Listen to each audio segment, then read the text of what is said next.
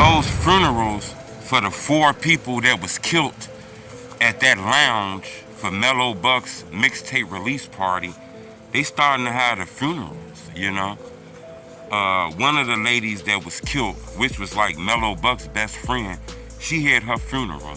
Another one of the girls had their funerals too. I'm not sure about the men, but I know the 2 girls that had their funerals already. It's sad because they wasn't gangbangers. They wasn't murderers. They was Mello Buckz's friends. Yeah, they knew gangbangers. They was involved in a lot of this shit.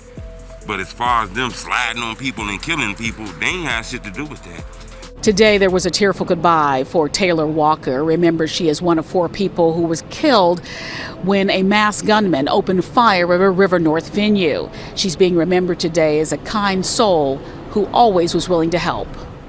This Southside church was awash in pink and white as a tribute to Taylor Walker. First of all, she was beautiful. You know, she was intelligent, smart, funny, you know, big sister, backbone to her mother. Pink was a favorite color of the young Chicago woman who perished when a gunman opened fire on July 2nd. 3 others also died and many more were wounded. There's a lot of grief going on right now, but God is good. God is good. Friends say Walker had gone to the Artist Restaurant and Lounge on West Chicago Avenue for an album release party for her good friend, Chicago rapper Mello Buckzz, when tragedy struck. I just really want her to get justice, you know, for the whole situation and everything that happened. It's very unfortunate. Chicago rapper Mello Buckzz made a statement about her friend's passing, saying in a social media post in part, "I carry a heavy heart, knowing so many lives were affected.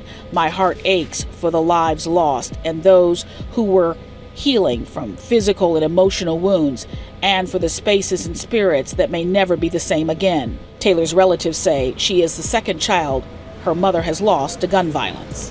The violence is overwhelming. Taylor was a very loved individual and very outgoing, very ambitious, and very well liked, you know, and so this is a very sad day for everyone. You got to remember, in the culture, when you want to hurt somebody, you do a drive-by. A lot of people don't understand why them girls were shot and all kind of shit. You got to understand, when you gang banging, you got to go to a hood where your ops at, or go to a place where your ops at and get to shooting. If somebody dies, somebody gets shot, you kin to one of them people. Somebody crying over them people. That's how you get to get back. That's sick, ain't it, to take out problems on some girls. Hit the like button. Go on this video 1,000 likes, because the lounge, that's the lounge they was at. It officially closed down. The owner said, "We're gonna close that place down," man. That's what the owner said. You know, it was too much tragedy in that place. No need to open up that place and keep that place open up. Artist Lounge, the Chicago Avenue space where the victim had just stepped outside at the time of the attack, just announced that it will be shutting down. They released a statement, and the owners say, quote, "Curated space of love and acceptance was threatened by a senseless act of hate," adding that they will carry the scar with us and our hearts forever. A lot of people don't know that the police was hard on them. They shut them down for a little while, so the police was on them strong.